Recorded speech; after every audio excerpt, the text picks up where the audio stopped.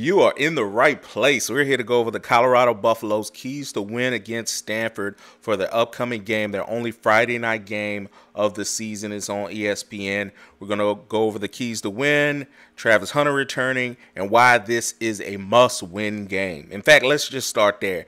It is a must-win game. I said that about the last game, and I said it about this one. Now, if you're a Stanford fan, please close your ears. Stanford fans need to understand that their team isn't that talented. All right, keep closing your ears. So this is the last easy game of the schedule. It must have a winner, and that winner must be the Colorado Buffaloes. If they want to be bowl eligible, this is the pathway forward. And why is that? Stanford, you can uncover your ears. Because Colorado's schedule from that point forward is either going to be a ranked opponent or a nearly ranked opponent. So a good thing is they got a bye week after this one. Then they go against 18th in the country, UCLA. Then they go against Oregon State, which is 15th in the country. Then they go against Arizona, who damn near beat USC in a double overtime game last week. They would be ranked if they had won that game, so they're no slouch.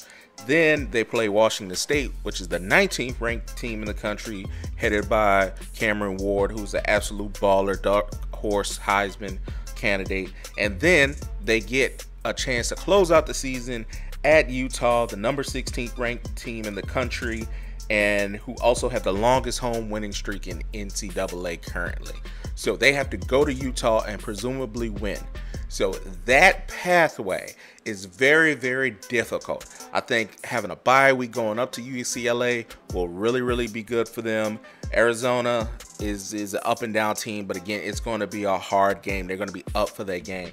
Oregon State, they're going to be underdogs. I mean, it is what it is. Washington State, it may be a pick'em game. Utah, they're going to be underdogs. So going through that gauntlet, if you want 6 wins on the schedule to make sure you're bowl eligible, all that, we got to win right now type of thing, it has to happen this week. So you have 1, 2, 3, 4, 5 games left to get one more win. I mean, I like those odds. I really do. I think it's possible. I think it's doable and beyond. You may get 6 games, you might get 7 games, you might get 8 games. Who knows what might happen? But the point is, you have to get this game under the gauntlet. You need to be 5-2 on the precipice of bowl eligibility. Moving on. What are the keys to win?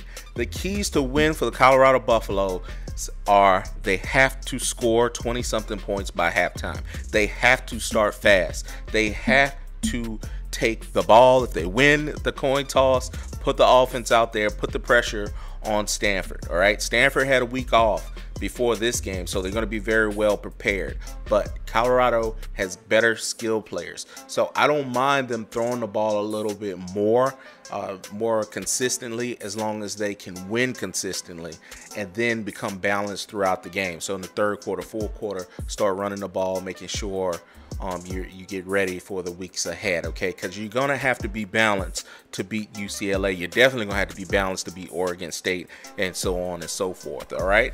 All of that is doable, but you have to make sure you win this game, win it handedly. You really want your backups in by the fourth quarter so they can get some rest and get ready for the pathway ahead, all right? Those are the keys to win.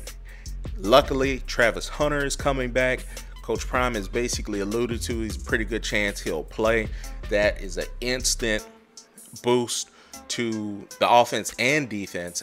So they've been missing that third or fourth wide receiver, and some people have stepped up like Omarion Miller and Antonio, but that just game breaker can make a few people miss and take it to the house has been missing because they've been double covering Xavier Weaver and bottling up Jimmy Horn. You can't do it with all the wide receivers, but with Travis on the field, that really makes a difference. And then on the defensive side, you know, there won't be as many big plays. The long drive that Arizona State had, I think Travis Hunter would have had a say in that. I don't think that would have happened, especially if they would have covered some wide receivers. My only concern is I will want Travis Hunter to be used sparingly, okay, going into the offense, and have him really get his reps up on defense, because they're going to really need him on the defensive end coming back. I don't think they're going to need him as much as the offensive end for the Stanford game, but we'll see. Stanford plays tough. I want y'all to know that. Stanford is going to be well prepared. I understand that they are 1-5, but they scored 37 points against Hawaii. That's their highest output of the year. But they just were in a dogfight against Arizona. They lost to Arizona 21-20. All right, that means they play up the competition. They're going to play up for the competition.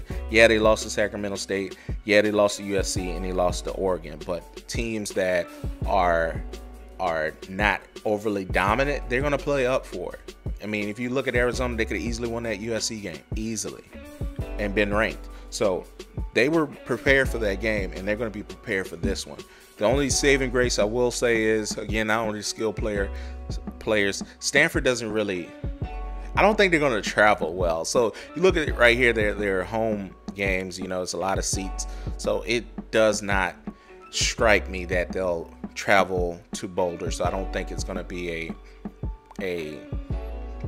I think it's going to be all Colorado. So everybody's going to be rooting for the Buffaloes. It's going to be a sold-out house.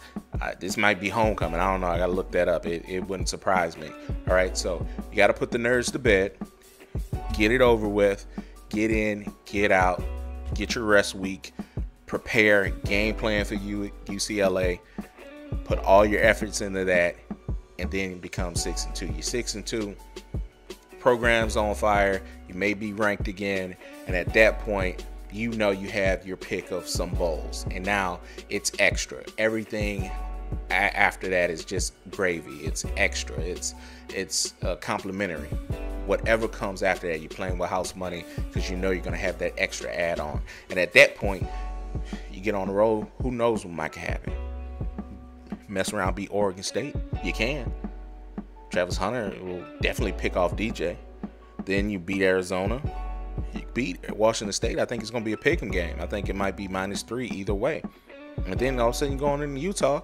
If Cam Rising is not where he needs to be injury-wise, like his leg's not right, who knows? You might be able to run the table. But it's really, really important you get this game. Must win. Heritage Sports. There's a tremendous chance he could play. It goes by how he looks, how he performs in practice, how his wind. He has to be in shape. I don't want him to be a liability. I want him to always be a tremendous asset. And Travis, he came to me yesterday morning saying, what more can I do to help us get to the point that we need to get to? So I love the team aspect of Travis 100%, but I hope he can play. And if he wasn't cleared, he's cleared, and he has protection on and secure those areas. But, you know, the game is the game. The game is a violent game.